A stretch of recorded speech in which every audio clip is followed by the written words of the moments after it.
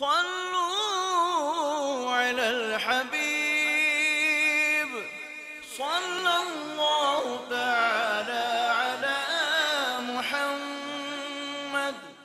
প্রাণপ্রিয় ইসলামী ভাইরা এবং মাদানী চ্যানেলের দর্শকবৃন্দ, কোরবানি করা কেমন ফজিলত, কোরবানি করলে কি প্রতিদান পাওয়া যাবে এবং কোরবানি যারা করে আল্লাহ তাআলার সন্তুষ্টির জন্য, তো কোরবানি দাতার জন্য কোরবানির পশু কিয়ামতের দিন পুলসেরাতের বাহন হবে কিভাবে, আসুন ফরমানে মুস্তাফা সাল্লাল্লাহু আলাইহি ওয়াসাল্লাম শুনি।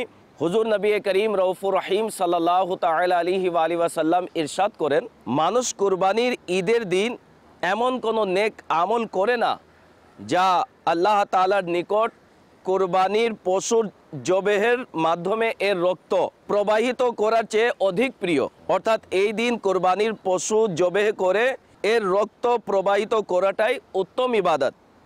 এই কোরবানির পশু কিয়ামতের দিন আপন শিং, লোম এবং খুর অর্থাৎ পা নিয়ে উপস্থিত হবে এবং কোরবানির পশুর রক্ত মাটিতে পতিত হওয়ার পূর্বেই আল্লাহ তাআলার দরবারে কবুল হয়ে যায়।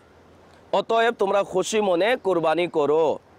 হযরত আল্লামা শেখ আব্দুল হক মুহাদ্দিস দেহলভী আলাইহি রহমতুল্লাহিল কবি বলেন, কিয়ামতের দিন কোরবানির পশুকে কোরবানি দাতার নেক আমলের পাল্লায় রাখা হবে, যার মাধ্যমে নেকির পাল্লা ভারী হবে।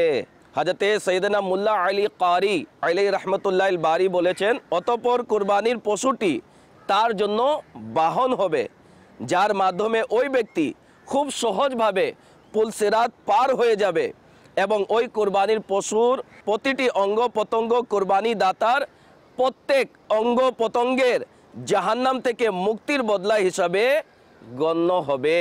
তো আসুন আল্লাহ তাআলার সন্তুষ্টির জন্য আমরাও কোরবানি দিই। صلوا على الحبيب صلى